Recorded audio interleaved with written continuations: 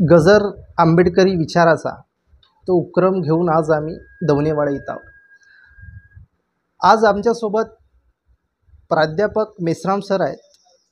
हे एक विचारक आहेत आणि अभ्यासक आहेत.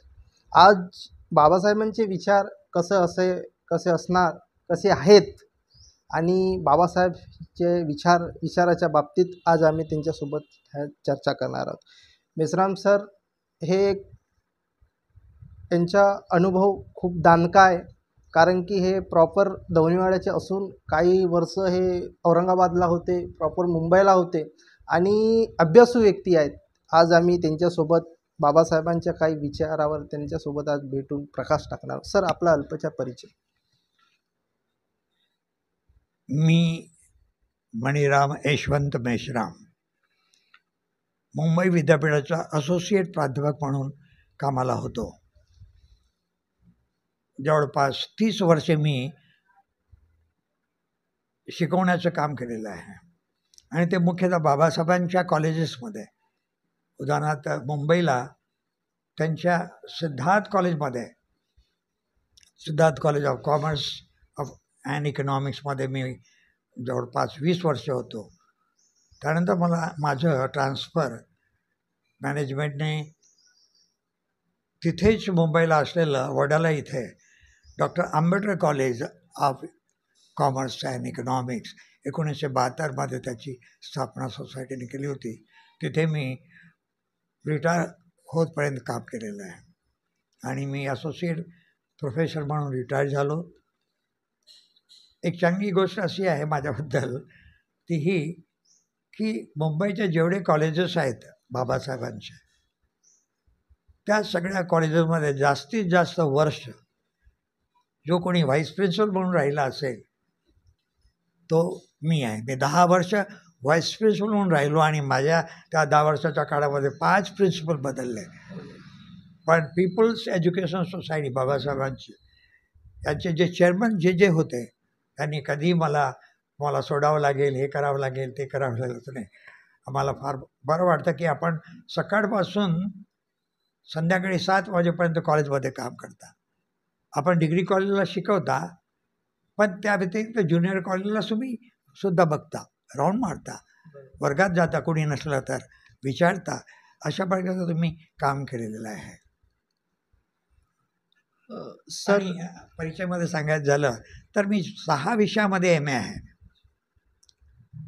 पहिलं माझं BA ऑनर्स इन इकॉनॉमिक्स बाबासाहेबांच्याच कॉलेजमधून 1970मध्ये झालो. 1972ला MA in economics from Marathwada university Aurangabad इथून झालो आणि नंतर 10 वर्ष मी कुठलीही डिग्री प्राप्त केली नाही. त्याचं कारण हे की माझं जास्तीत जास्त लक्ष अभ्यासावर होतं. म्हणजे मुलांना जे आम्ही शिकवणार आहोत त्याची परिपूर्ण माहिती असली पाहिजे, योग्य माहिती असली पाहिजे. तुम्ही एवढं चांगले टीचर आहात हे कसं सिद्ध करणार, त्यासाठी तुम्ही झटलं पाहिजे, मुलांना तुम्ही आवडले पाहिजे, त्यासाठी तुमच्याकडे नॉलेज असलं पाहिजे, भाषेवर तुमचं प्रभुत्व असलं पाहिजे. विशेषतः बोस्टिंग म्हणून नव्हे, पण माझी इंग्रजी फार छान आहे. त्याचं कारण की मी इंग्रजीचे क्लासेस लावले होते आणि उच्चार कसं करायचा शब्द याचा मी धडा घेतला आणि मग शिकवायला सुरुवात केली. एक गमतीदार उदाहरण सांगतो. वर्गात शिकवत असताना एक उच्चार माझं चुकलं. तो शब्द आहे DACOIT. त्यावेळेस मी डेकॉइट असं म्हटलो तर एक कॉन्व्हेंटवर आलेला विद्यार्थी हसू लागला. सर, आपण काय बोलताय? म्हटलं, you are there my teacher, come on tell me what you want to say. तर त्यांनी मला उच्चार सांगितलं तर अजून ते मला आठवत आहे. ते डेकॉइट नसून द क्वायट. बघा किती फरक आहे. हां, म्हणजे आपण जे शब्द बोलतो त्याकडे आपलं लक्ष असलं पाहिजे. कसे बोलतो, ते मला पोचतं की नाही, हे अत्यंत महत्त्वाचं आहे. सर, आम्ही बघत आहोत की तुमच्याकडे बाबासाहेबांची पत्रकारिता आहे. तर बाबासाहेबांच्या काळातली पत्रकारिता आणि आतली पत्रकारिता याच्यामध्ये काय डिफरन्स बघता सर? हे जे पुस्तक आहे पत्रकार डॉक्टर बाबासाहेब आंबेडकर हे प्राध्यापक डॉक्टर गंगाधर पानतावणे नागपूरचे, पण ते मराठवाड्यात शिकवत होते, त्यांनी हे लिहिलेलं आहे. यामध्ये बाबासाहेबच्या पत्रकारामध्ये या पत्रकारच्या मदतीने, याच्या साहाय्याने एक चांगला समाज कसा घडवता येईल, चांगले विचार, चांगला समाज हे अत्यंत आवश्यक आहे. त्यासाठी विचार घडलं पाहिजे आणि विचार घडवण्याची प्रक्रिया ही शिक्षणातून येते.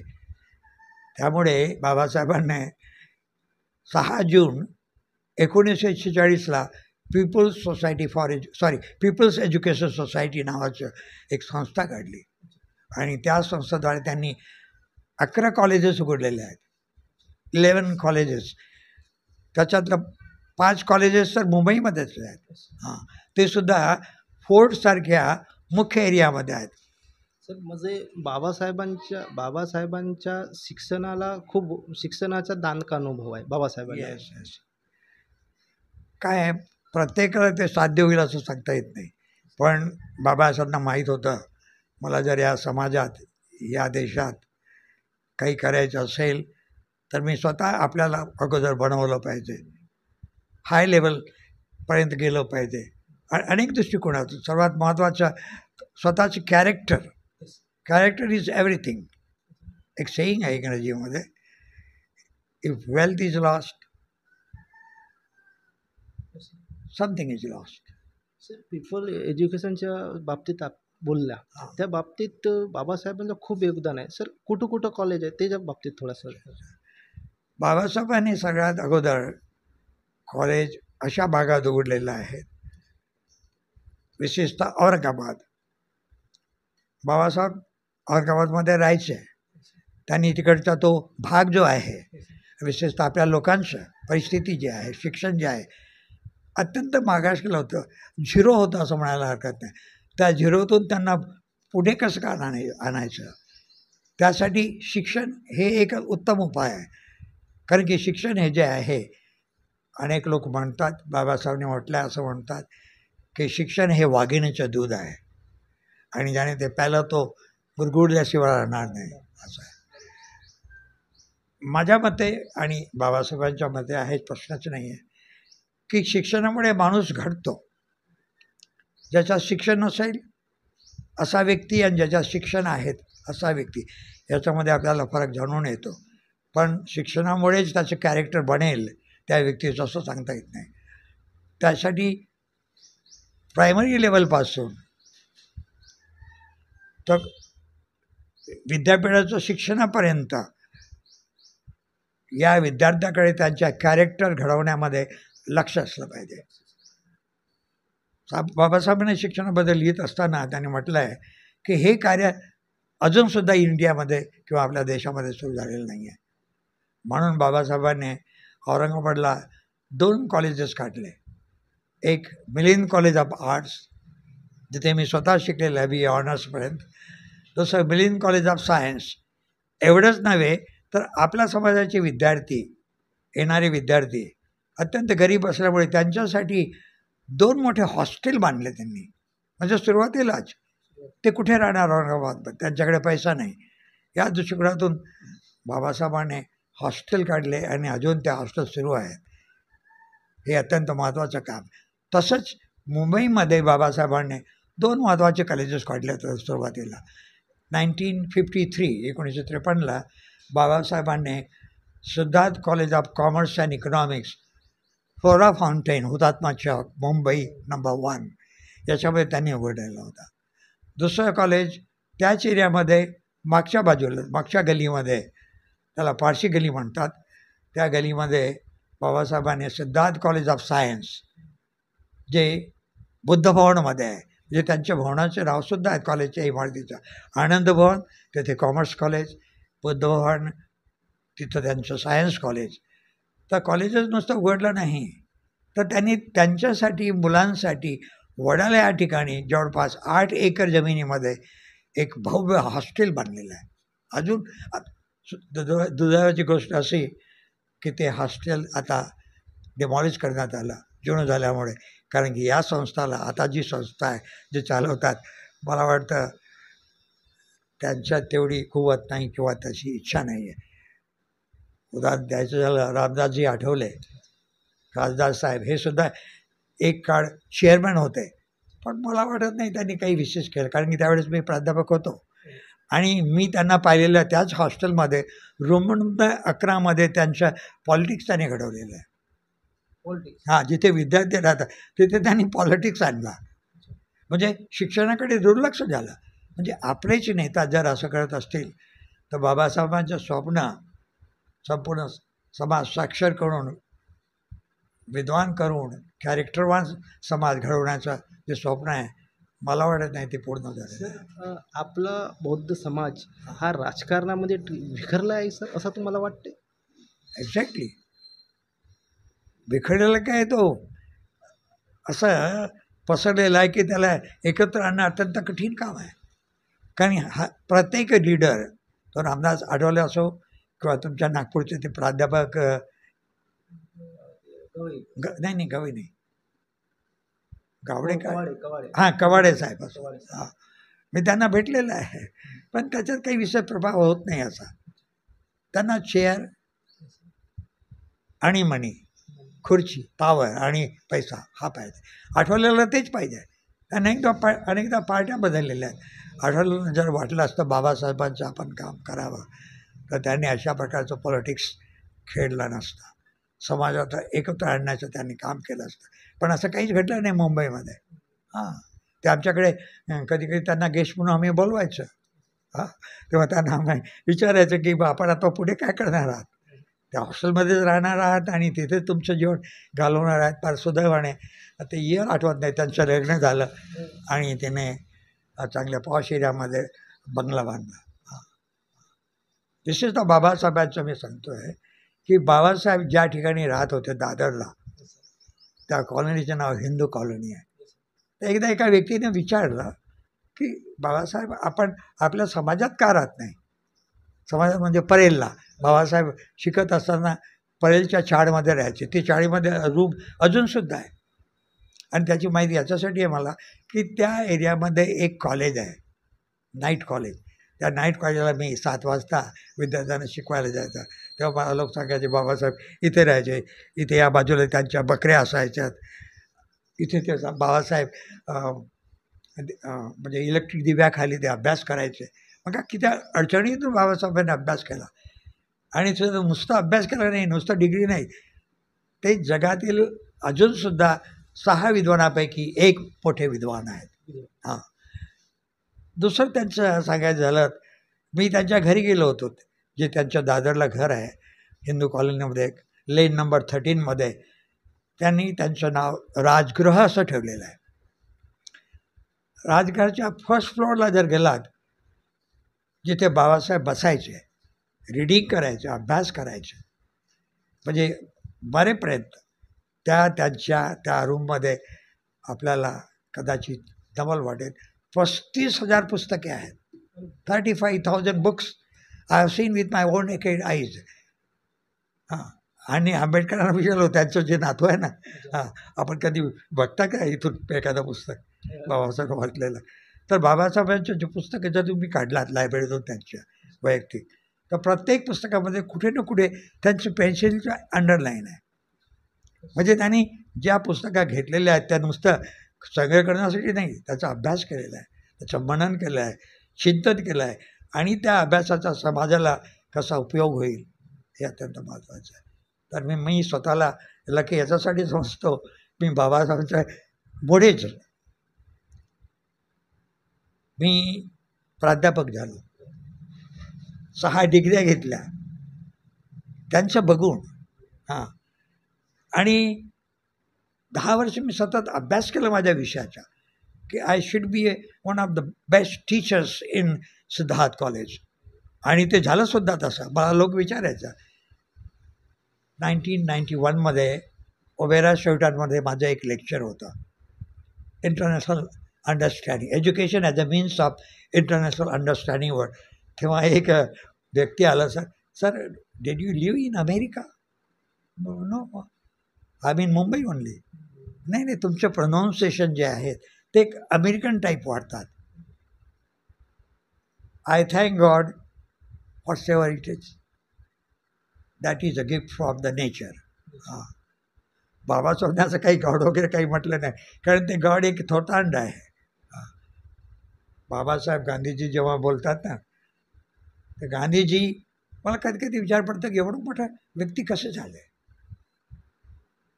बाबासाहेब म्हणतात Gandhiji is a very typical person to understand. He is पक्का हिंदू अँड बिलीव्स इन वर्ण व्यवस्था. हां, so he has luckily become the politician.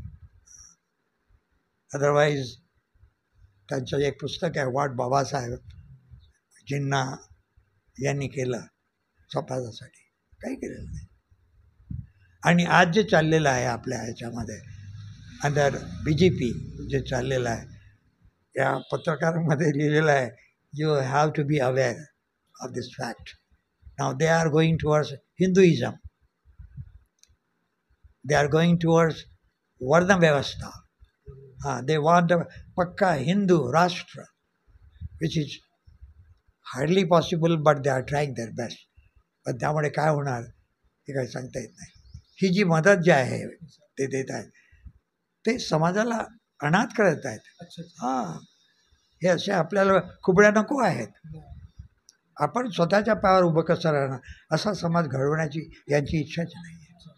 त्यामुळे बी अवेअर ऑफ, असं ते म्हणायचं. सर, शिक्षणाचा दानका अनुभव आहे तुम्हाला, तुम्ही प्राध्यापक आहात. सर, विद्यार्थ्यांना काय मार्गदर्शन करा शिक्षणात, कारण की तुम्ही मोठ्या मोठ्या कॉलेजला मुंबईला होतात, तुम्ही एक प्राध्यापक होतात, बऱ्याच विषय PhD आहात. विद्यार्थ्यांना काय मार्गदर्शन कराल सर? बघा, विद्यार्थ्यांना घडवण्याचं जे कार्य आहे, या पत्रकारितेमध्येच लिहिलेलं आहे, इथे लिहिलेलं आहे. बाबा आंबेडकर चिंतन केशव मेश्राम हे मुंबईच्याच एका कॉलेजचे प्राध्यापक आहेत. हां, वराड्यातील आहेत, त्यांचं ड्रेस बघा तुम्हाला दिसेल. त्यांनी याच्यात लिहिलेलं आहे की चरित्रवान विद्यार्थी घडवण्याचं कार्य सध्या सुरू झालेलं नाही आहे. What we are creating like parrots. We are making them like the parrots. You remember, cram and reproduce. Beyond that, nothing is there. Thank God there are some who could learn, who could earn, and who could take care of their own families and sometimes their own society. So we are very thankful to them. पण असं काही होत नाही आहे, अजूनसुद्धा होत नाही आहे. आता मी मुंबईवरून दौंडवाड्याला का आलो, तर माझं स्वतःचं हायस्कूल आहे इथे.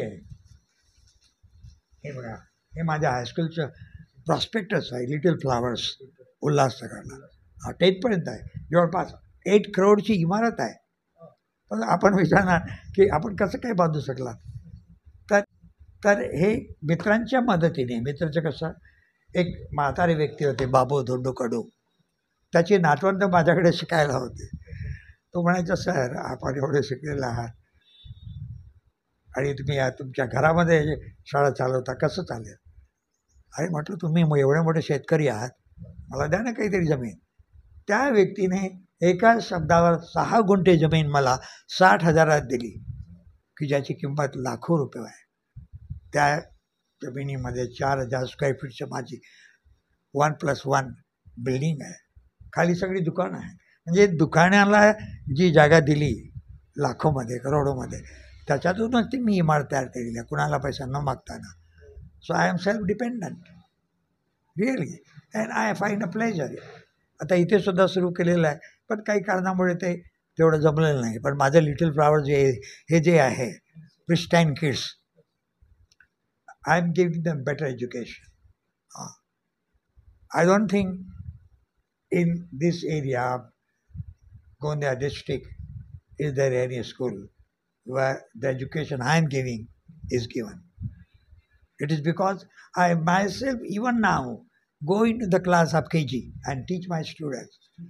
त्यांना मी शिकवतो उच्चार कसं करायचा शब्दांच्या, टीचरला सुद्धा शिकवतो. तर I am happy, I am trying my best what I can do for society. पण एक दुःखाची गोष्ट सांगावीशी वाटते, दवणीवाड्यात मी प्रयत्न केलं की तरुण मंडळी, मुलं जी आहेत, मुली आहेत, कमीत कमी प्रत्येक रविवारी वेळेला तिथं यायचं.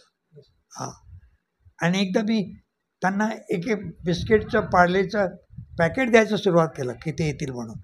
पण unfortunately I am sorry to say the people in our Davaniwada, the parents stop their kids.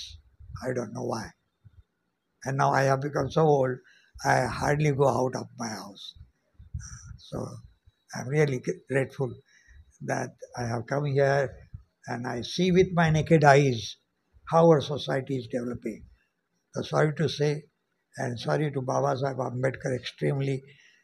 बाबा, तुमचं जे स्वप्न आहेत ते कधी साकार होणार हे सांगता येत नाही. पण जसे सचिनजी बनसोड आहेत, त्यांनी त्यांचं पत्रकारिता सुरू केलेली आहे. असं जर अनेक लोक आलेत, एकत्र आलेत, तर समाजामध्ये बदल होईल. सर, आता बाबासाहेबांची एक जयंती आहे. तुमच्या मते जयंती बाबासाहेबांची 14 एप्रिल कशी साजरी केली पाहिजे?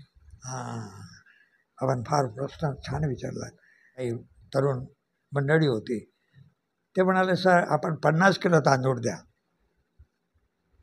ओके फाईन, आणि 5,000 रुपये द्या. त्याने म्हटलं सध्या मी कार घेतलेली आहे 11 लाखाची, त्याच्यासाठी की मला गोंद्याला जायला ऑटो रिक्षा वेळेवर मिळत नाही. तर मला हे सांगायचं आहे, जयंती क्रिएटिव्ह असली पाहिजे. नुसतं खायचं आणि हात धुवायचं आणि घरी निघून जायचं, ही जयंती मला आवडत नाही. What you are doing for creation of a समाज, बुद्धिस्ट समाज, कॅरेक्टरफुल समाज, विद्यार्थी आपले, तुम्ही काही धर्माच्या आपल्या लहान मुलांना शिकवता का? मी माझ्या मुलाच्या गावी, जिथे ते सायंटिस्ट आहेत, कॅपिटल ऑफ कर्नाटकाचं का ना नाव काय, बँगलोरला 3 महिने सुट्टीच्या काळात राहिलेला आहे. आणि तिथल्या चर्चमध्ये मी जायचं. येस, ते याच्यासाठी जायचं की त्यांच्याकडे डिसिप्लिन छान. ते मुलांना काय सांगतात, कसं घडवतात. आणि तिथं तर 5 लँग्वेजेसमध्ये शिकवायचे ते. कन्नड, मल्याळम, तेलुगू, त्यांच्या एवढ्या भाषा आहेत लोकांच्या, आणि इंग्रजी. आणि ते त्यांचा वेळ असायचा, या वेळेत या भाषा बोलणाऱ्या लोकांनी यायचं, त्यांनी यायचं, असं यायचं. तर असं आपल्या समाजात काही घडलं पाहिजे. We are not creating Buddhist. नावाने नाही, त्याच्या आचरणात, त्याच्या विचारात. कारण की शिक्षणाचं महत्त्वाचा उद्देश काय आहे ते मी इथं लिहिलेलं आहे बाबासाहेबांच्या दृष्टिकोनातून. प्रत्येक व्यक्तीच्या जीवनामध्ये विचार, कृती आणि शिक्षण अत्यंत महत्त्वाचं आहे. तर हे विचार आहे, त्यामुळे कृती येईल, पण कृती तुमच्या शिक्षणाने येईल. आणि त्यासाठी शिक्षण कसं असलं पाहिजे हे आपण ठरवलं पाहिजे, सरकारनं ठरवलं पाहिजे, समाजाने ठरवलं पाहिजे.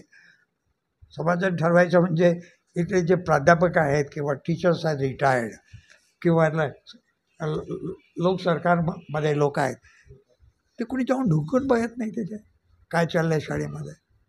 कारण मी 1-2दा गेलो शाळेच्या कार्यक्रमासाठी, बस जसं होतं ट्रेडिशनली तसंच चाललेलं आहे. समाज घडवण्याचं कार्य शिक्षणातून होत नाही. आपण सायंटिस्ट घडवू शकतो, इंजिनियर्स घडवू शकतो. जसं माझा मुलगा स्वतः MS फ्रॉम IIT चेन्नईतून आहे. Yes, he is a pure product of IIT Chennai and is a senior scientist working along with 75 junior scientist in DRDO Bangalore. आता त्याला जवळपास 20 वर्ष झालेले आहेत. And his wife is also HL engineer. She is BE from chemical engineering from Kolhapur University. Yes, so I am very happy. My second son, I have 3 sons. The first son is in Sydney. It is the 24th year he is living in Sydney, Australia. It is because his wife is MBA from Queensland University. Because they were in love when they were studying in college, Elphinstone College, जिथे बाबासाहेब विद्यार्थी होते, बाबासाहेबांनी शिकवलं त्या कॉलेजमध्ये. आणि मी हॉस्टेलमध्ये ठेवायचा माझ्या मुलाला माझ्यासोबत. तुम्ही अभ्यास केला पाहिजे, नुसतं कॉलेजमध्ये जाऊन मिळून चालणार नाही, डिग्री असली पाहिजे, तरच तुम्ही फॉरेनला जाऊ शकता. तर 8 लाख लोन काढून मी माझ्या सुनेला अगोदर पाठवलं की you are clever, you go be MBA, get the job and then you can take your husband. तर माझा मुलगा तिथे डिपेंडंट म्हणून गेलेला आहे, तर त्यालासुद्धा 24 वर्ष होत आहेत. He is a good skilled man. तर आपण मुलांना घडवण्याचं काम केलं पाहिजे, प्रत्येक घरी व्हायला पाहिजे. अगोदर घरात मुलांचं चलन बोलन हे जे आहे कसं सुधारलं पाहिजे, याच्यासाठी parents should be also learned, educated. आणि जर असं झालं तर I am sure the dream of Babasaheb Ambedkar will be materialised and he will be happy person in the heaven, if there is any haven.